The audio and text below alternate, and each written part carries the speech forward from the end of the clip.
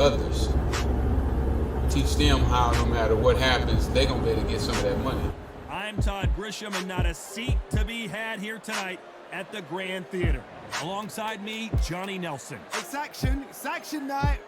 It's time now for our tale of the tape.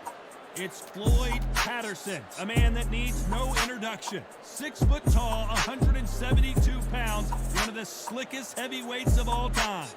He'll be going up against this man. It's the Brown Bomber, Joe Louis. He's 6 foot 2 inches tall. The richest people in the world are sellers. One of the best right hands. They have some type of product that they sell. Without a product, it's really hard to accumulate any money. The gentleman of boxing, Floyd Patterson, one of the best to ever do it in the heavyweight division. Y'all hit me up, man. 530-494-9636. 530-494-9636. Let's get this party started, man, before I call my main man, Steve. We got a call coming on right now. It's the Brown Bomber, Joe Louis. His fight against Matt Schmeling, one of the most important fights in the history of this fine sport. My name is Mike. I'm calling from St. Louis. How are you going to get through that jab? Well, we're all set. Let's go into the ring for the classy Jimmy Lennon Jr. But I always respected Bud. I didn't always understand why Bud did certain things, and that caused me not to like him. That being said, can you sit up here and seriously say that Errol Spence is the same boxer post-accident that he was pre-accident? I mean, a lot of his followers were saying he was. They were saying that. Bro, Well, he meant. Prior to Errol Spence fighting Terrence Crawford, Errol Spence had fought Danny Garcia. They said that he was back. Yeah. He beat up Danny Garcia.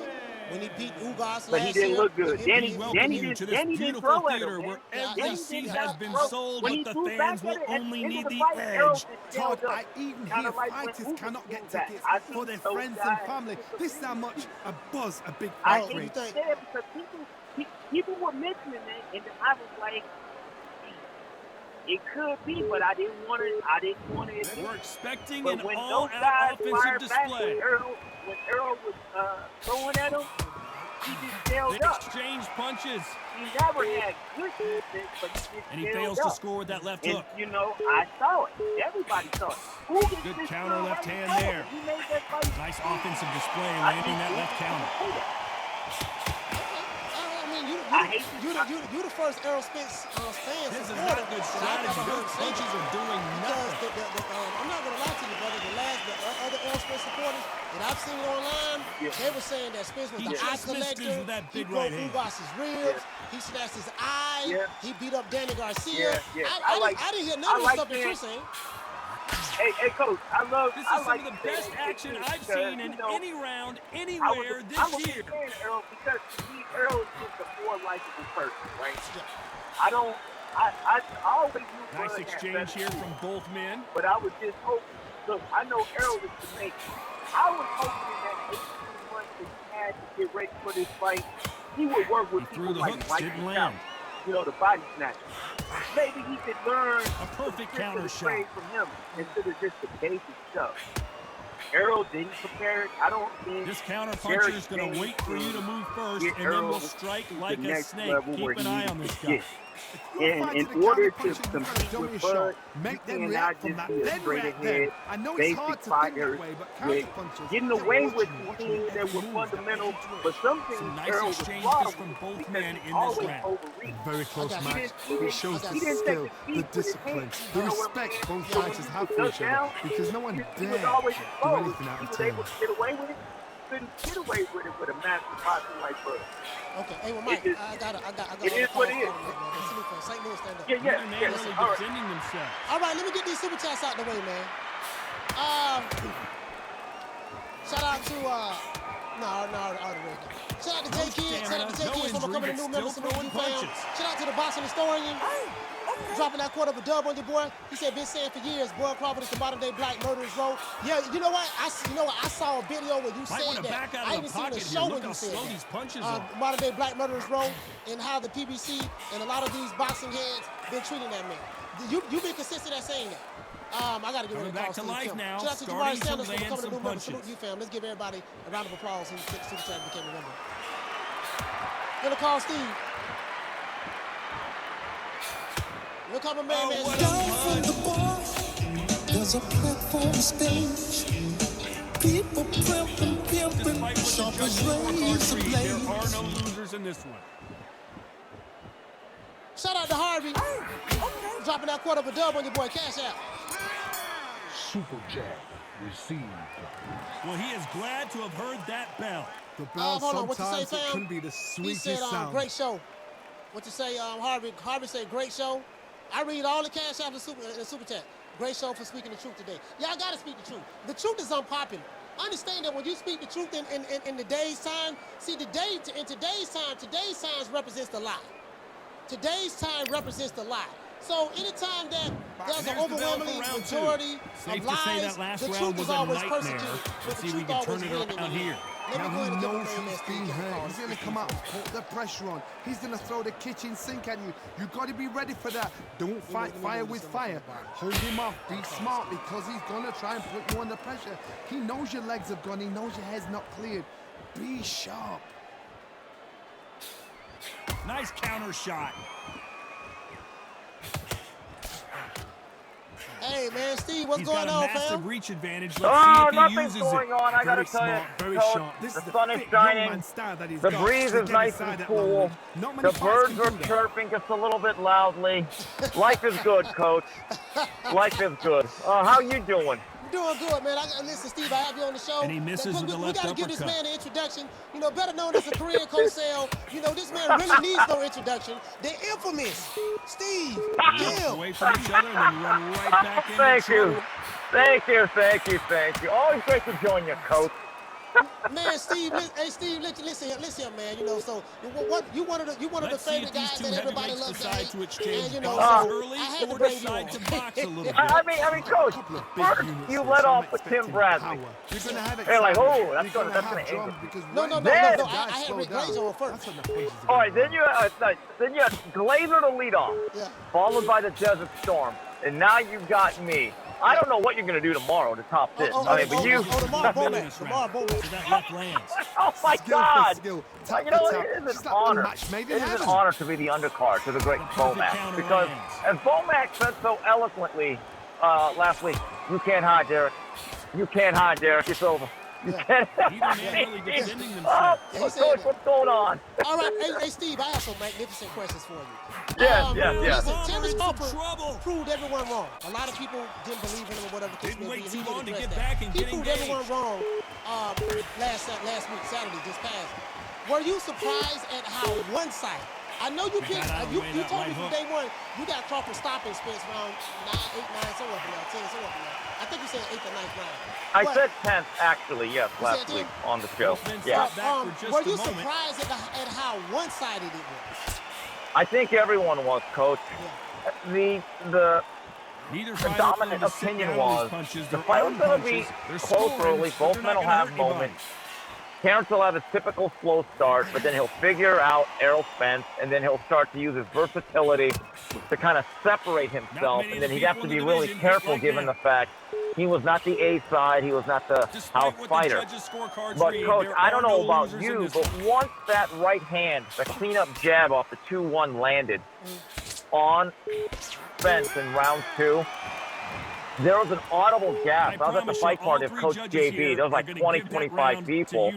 And I'm just telling you, the mood changed like we know which direction this is going. They've got this fight. And, you know, when I rewatched the fight, Coach, I thought originally it was a flash knockdown. It really wasn't, because if you see how that round ends, Spence is actually really buzzed up along the rope.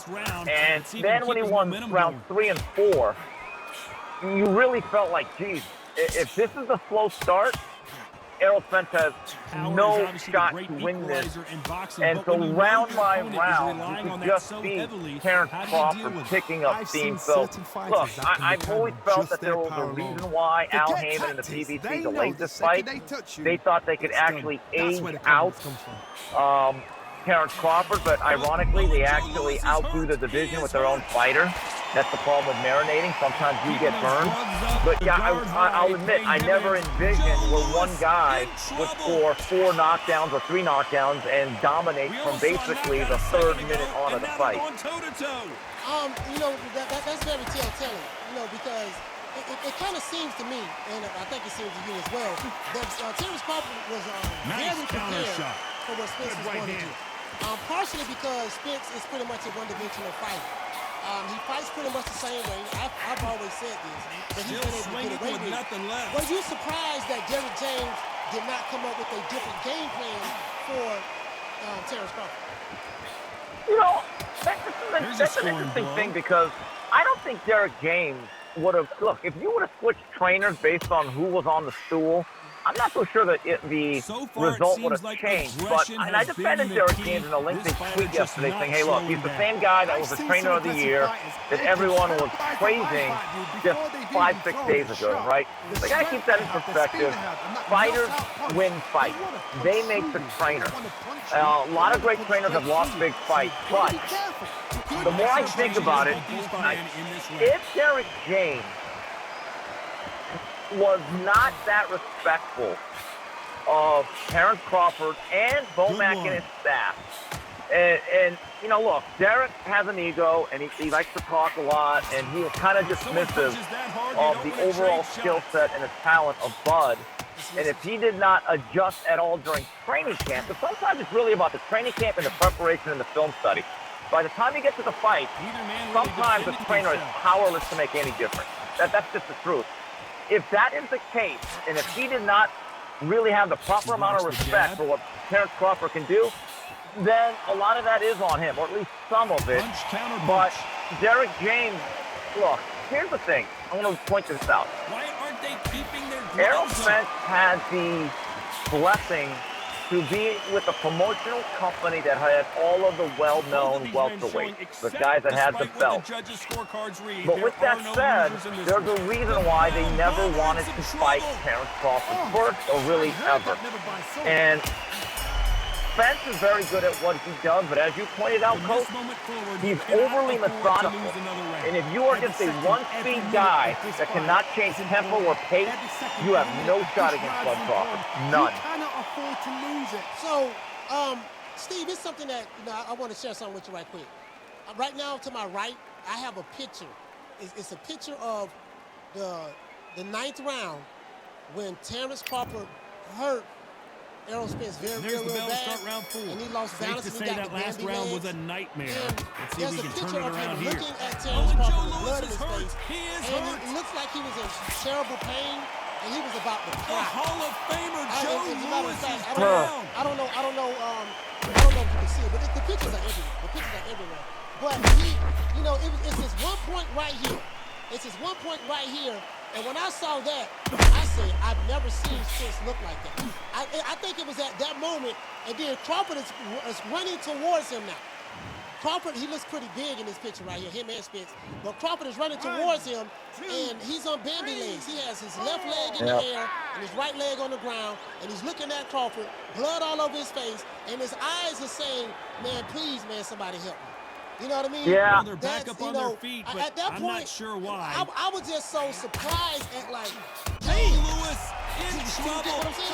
Yeah, well, Coach, let me point out round 7 after the second knockdown of that round. The bell rings, and it was an interesting moment.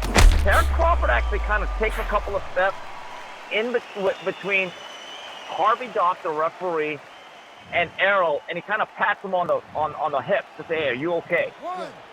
I thought that was a really, really interesting moment. And in my view, my biggest criticism of Derrick, he let his ego, and he made this personal against Bomac throughout the whole camp and leading into the fight and at the final press conference. In my view, his ego got involved, and it's just my opinion, I would have stopped the fight after the 7th. because there was no way he was going to win the fight. But again, when a trainer starts to make it about them, it really negatively impacts his fighter. That's why I don't like trainers gambling at all, even on their own guys, because you start making irrational decisions. And Coach, here's the other thing. Even though Errol Spence has scored a lot of knockouts, he's certainly not a feather-fisted. He's not a one-punch knockout guy. He doesn't have that concussive power that could turn around a fight. So at that point, if you're already down 3 knockdowns and you lost every other round outside the first, mathematically it was impossible, in my view, and in reality, because the scorecards were 79-70. So I didn't understand the point of even letting Errol take that beating at the end. What resilience to be down do you think it was his ego? Because that's following into my next question. Right before the stoppage, as I said before, I did see Errol Spence's bloody face. Do you feel that the referee did the right thing? And the reason why I'm saying, but I'm gonna tell you why. I'm going Failing to score the reason why I'm saying is, we saw something very similar to this about 3 years ago when Tyson Fury and Deontay Wilder fought each other. And in that second fight, Tyson Fury was steamrolling Deontay Wilder, beating him from pillar to post, dropped him 2 times. You know, he was laying it on him real good. And it's like a game of jousts. They both got their swords. I think when Mark Breland waved the towel in, Deontay Wilder was pinned in the corner. Beautiful and Tyson Fury was teeing off with him with right hands. And when he threw the towel in to stop the fight, he got attacked by not only Deontay Wilder, the guy's life, his fighter he saved, but he got attacked by Deontay Wilder's supporters. So, do you think that might have played? You know, of course, I'm dead serious when I ask you this question, Steve. Do you think that might have played in why Derrick James didn't throw the towel in? Seconds here, and I think he knows who's won this round. You know, I don't know if Derrick James had that thought process. I mean, Errol's face was bruised and lumped up early. It was bloody. He's been knocked down, but at least not knocked I don't know if yet. that really played a part. And Derrick and Errol have a very good relationship. You know, I think they're a little bit closer personally than even Mark Breland and Deontay were or are, based on what I know. And Errol's a very amiable guy. I just, you know, here's the difference. Deontay can be he's a little bit interesting. I've always thought Errol was a very amiable, nice young man, very well mannered. I've always had really good interactions with him. I don't get the sense that he has the personality of Deontay Wilder. That is not a knock on Deontay. They're just different type of guys. But your number one job, Coach, as a fighter, along with making sure your guy is completely prepared, both physically, strategically, and mentally. You have to protect your fighter. Above and beyond winning, your job is to make sure that when that fight ends, whether it's round 1 or round 12, to the best of my ability, I made sure my guy didn't take more punishment than what is reasonable and expected. And I do think that his personal beef or battle with Bomac, who was I like Bomac, he's a colorful character. But he got under Derrick's skin from the very beginning of it. And no one wanted to give Bomac his credit. He's an easy guy to make fun of because his weight. But you know what? That team over there does a hell of a job getting Terrence Crawford ready to battle. Yeah. Okay? And I just think there came a point where Derrick had to put aside his ego and say, you know what? We're going to live to fight another day. And I've got the sense, Coach, I don't know if you agree with me. Errol Spence lost something in that fight. That's irretrievable. You know what? I do agree with you because I think he was more shocked than anything. He looked like he was ill prepared. And he was very, very shocked. He had a look of disbelief on his face, like because maybe he was believing a lot of his own press people. Maybe he was believing a lot of his own supporters online and in the streets and the PBC propaganda machine. I think maybe he was believing that. So it was like a culture shock to him. Like, damn, I can't believe this guy's doing this to me. There's no doubt that this fighter's power can change the fight around in an instant. Coach, did you notice, and I mentioned this on the 3 knockdown rule, and I wrote about it last week. When they were in Vegas, when I'm watching some of the videos, Bud Crawford looked like a predator.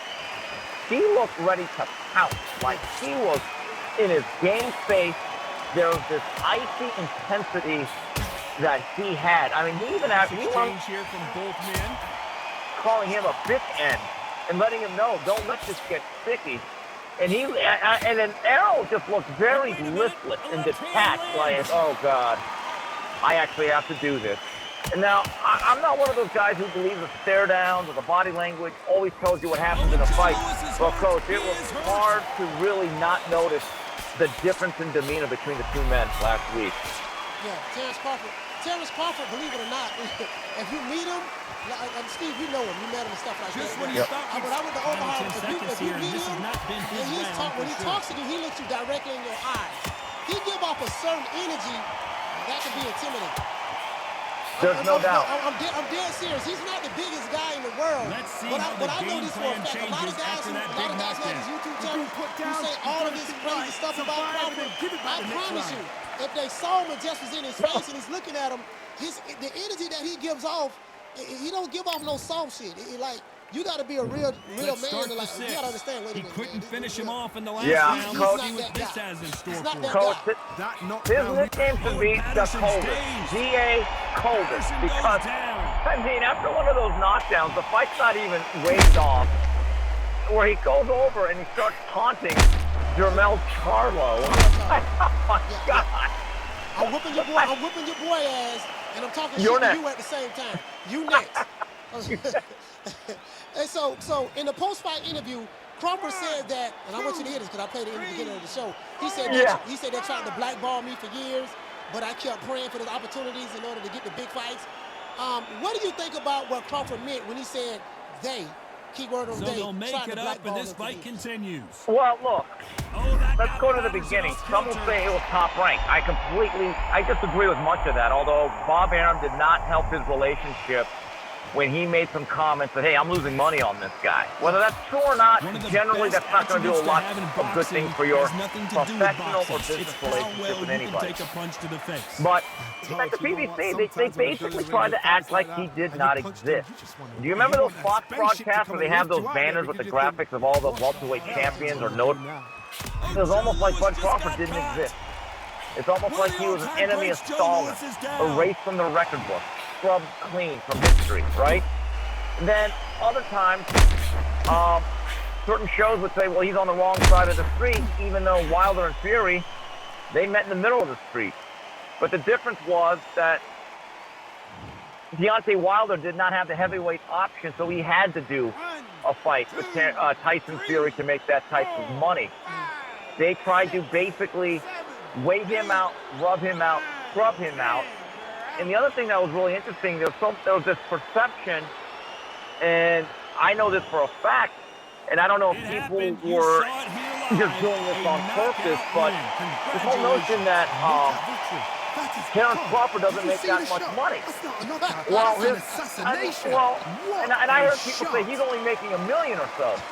Coach, under his last top-ranked deal, which began in 2018, his minimum, and that minimum was $3.5 million per fight. He actually got paid more than his minimum during